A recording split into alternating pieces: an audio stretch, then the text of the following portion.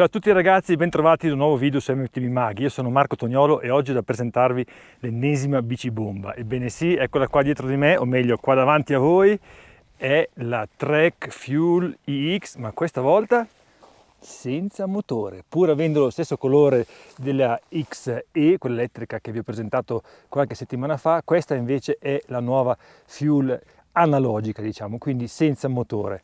Vale a dire, abbiamo 140 mm di escursione al posteriore, ne abbiamo 150 all'anteriore, telaio completamente in carbonio con ruote da 29 pollici, ma questa bici può diventare una mallet quando si alza la forcella a 160 e si sposta il flip chip nella posizione high che vedete qui.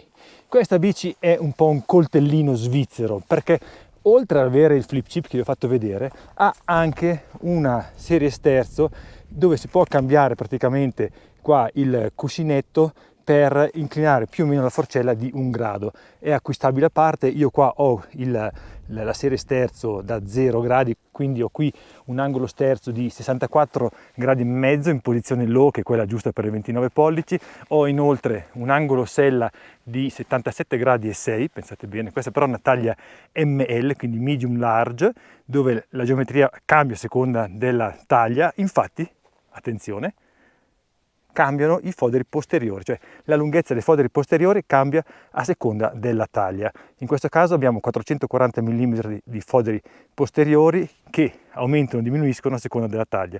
Questa secondo me è una cosa molto intelligente per far sì che la bici praticamente rimanga equilibrata in salita, non si impenni a causa dei foderi posteriori troppo corti. Continuando a parlare di geometrie, abbiamo un reach di 470 mm appunto in taglia ML. Considerate che io sono alto 179 cm e ho una distanza sella movimento centrale di 74 cm. Qua guardate, ho un registro telescopico da 150 mm di escursione e vedete che ho ancora spazio per metterci eventualmente uno da 170. Inoltre guardatelo bene, il diametro è di 34 mm 9, quindi molto massiccio, molto rigido e robusto. Un po' tutta la bici è molto robusta, infatti pensate che sulla nostra bilancia questa bici pesa 14 kg e 200 grammi ed è il top di gamma dei Trek, quindi più si scenderà più aumenterà il peso. Però ragazzi, intendiamoci, è una bici da trail all mountain, ma montata molto molto bene, ma senza stare lì a guardare il grammo. Abbiamo una Fox 36 Grip 2 qua davanti, abbiamo un Fox Float con piggyback, appunto abbiamo poi il registro telescopico da 34,9, quindi anch'esso bello massiccio. Inoltre il reverb XS è abbastanza pesante in questa configurazione. Abbiamo poi una trasmissione SRAM XS 1x12 Eagle, ma soprattutto abbiamo un po' tutto il telaio che è bello robusto. Guardate qua tutto il caro posteriore com'è massiccio, com'è spesso, inoltre questo rinvio anch'esso è molto molto robusto. E avrete notato poi ovviamente questo flip chip.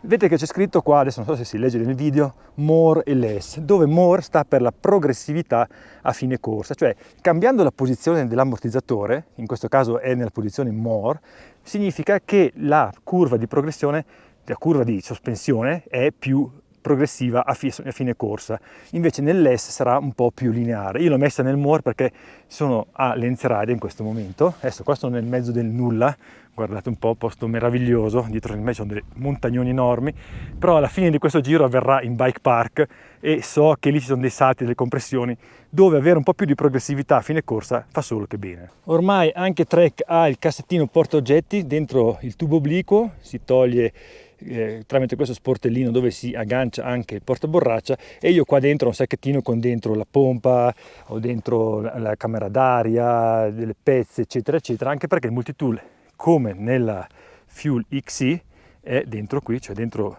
il canotto della forcella. È una soluzione molto pulita e secondo me molto utile, perché veramente ci impieghiamo un attimo a togliere il multitool quando serve. Vi parlavo di robustezza, considerate che queste gomme, che sono delle Bontrager S5 Team Issue, sono anch'esse belle massicce, sono da 2,5 innanzitutto, poi pesano intorno al chilo, sono uguali entrambe dietro ed hanno un ottimo grip.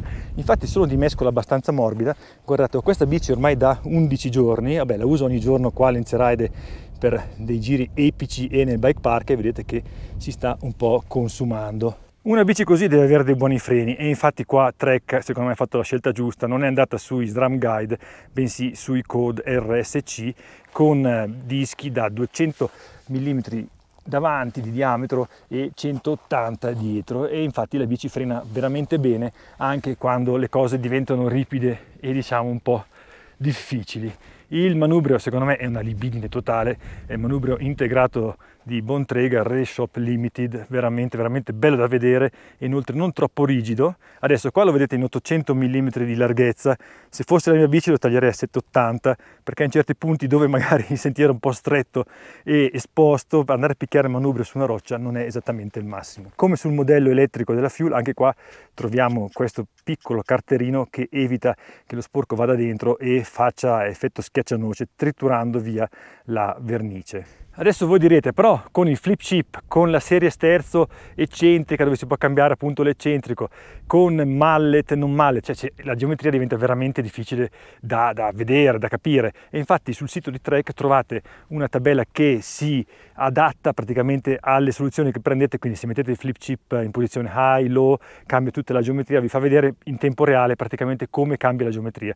Adesso io qua non posso farvelo vedere perché il sito non è ancora online, perché questa bici verrà lanciata fra un po'.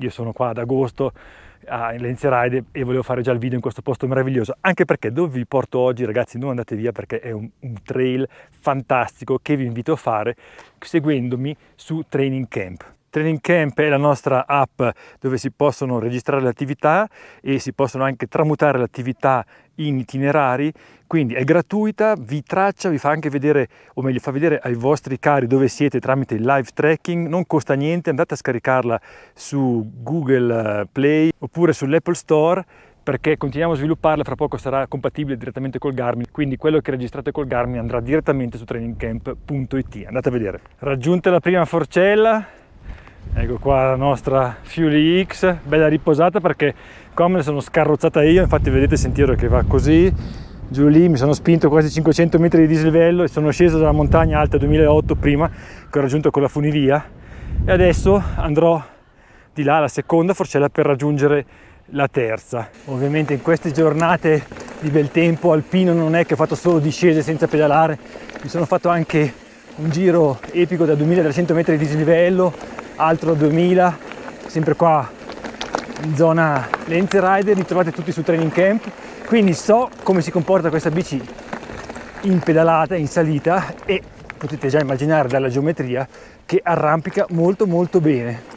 Infatti l'angolo sella è bello verticale, adesso guardate qua per esempio con sto buco malefico, l'angolo sella è bello verticale, dicevo, quindi la mia posizione è centrale sulla bici e la ruota davanti non si impenna sulle rampe ripide. Inoltre certo il peso, adesso 14,2 kg senza pedali non è un fuscello, però ragazzi se riesco a pedalarmi 2400 metri di dislivello, fra l'altro anche tecnici col sentiero, diciamo che non è quel chilo in più che mi frena, piuttosto quel chilo in più dà quella robustezza che fa sì che questa bici nelle discese, che poi vedrete anche dopo, non si apre in due e non si buca ogni 2x3.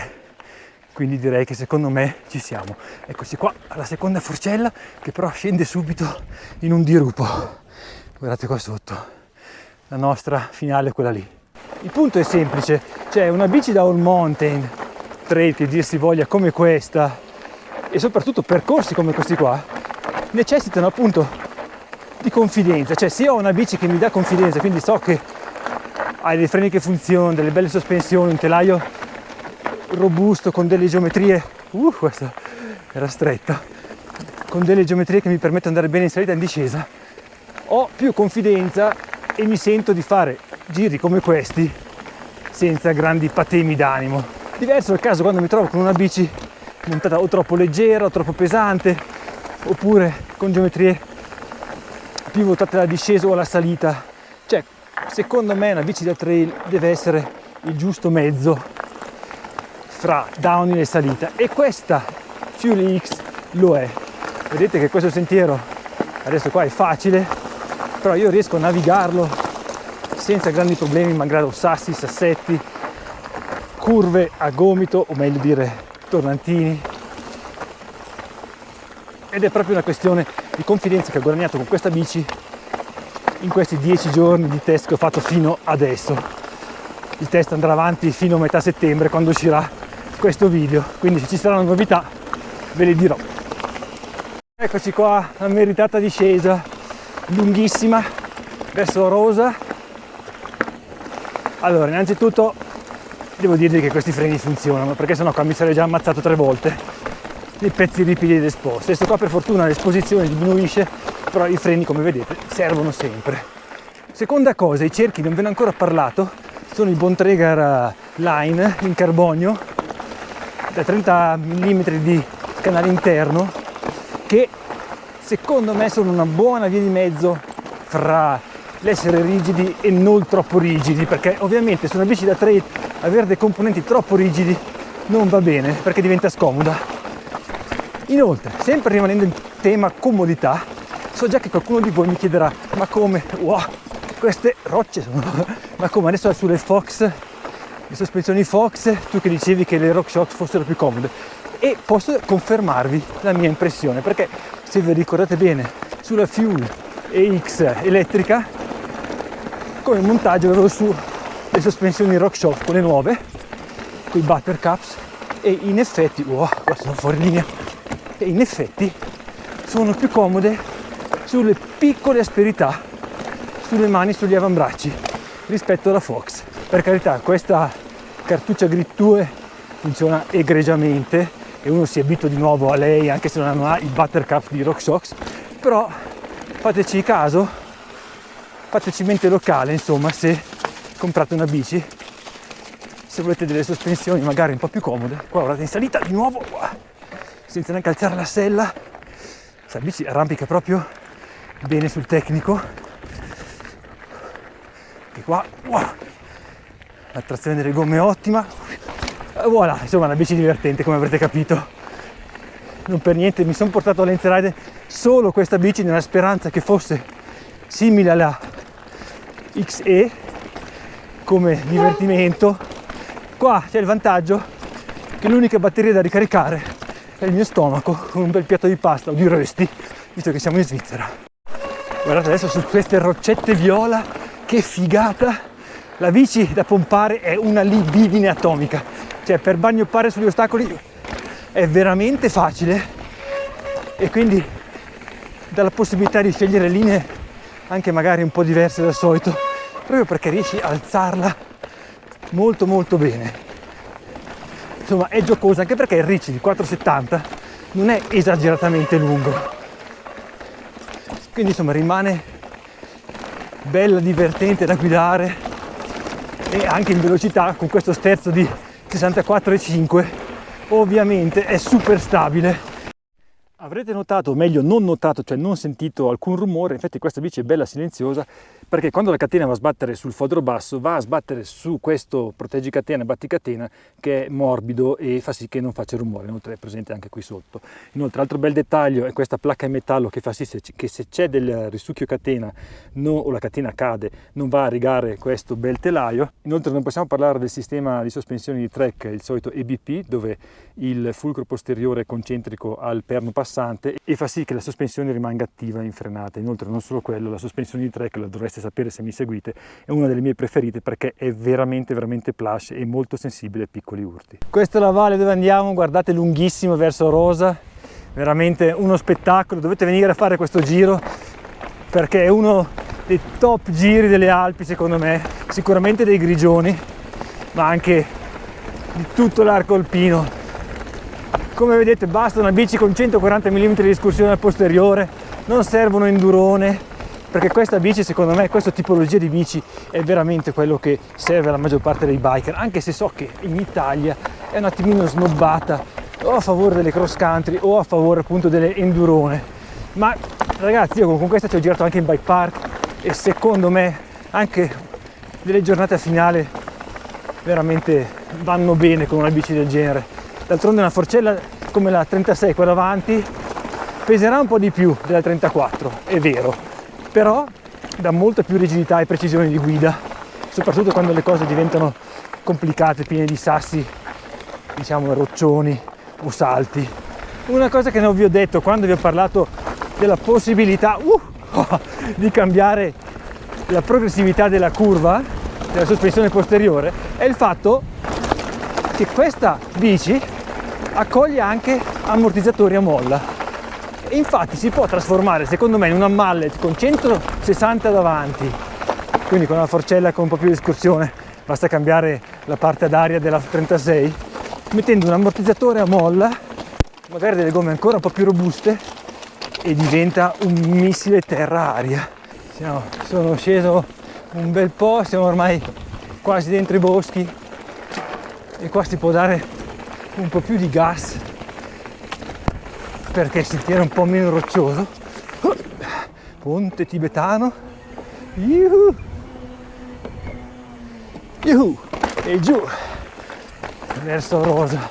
È un piacere buttare questa bici dentro le curve, schiacciarla giù, proprio per la sua rigidità complessiva che vi ho fatto vedere prima nei dettagli del telaio, ma è una cosa che si sente anche proprio, cioè la precisione di guida di questa bici.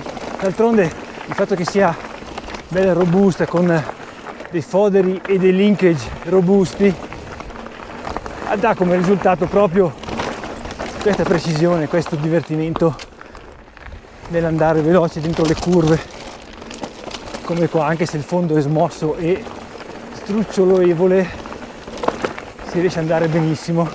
Vabbè, qua mi sto divertendo come un bambino ovviamente, però probabilmente lo farei con ogni bici, ma con questa diciamo che non c'è nessun ostacolo fra me e il divertimento, a parte qualche curva così inaspettata.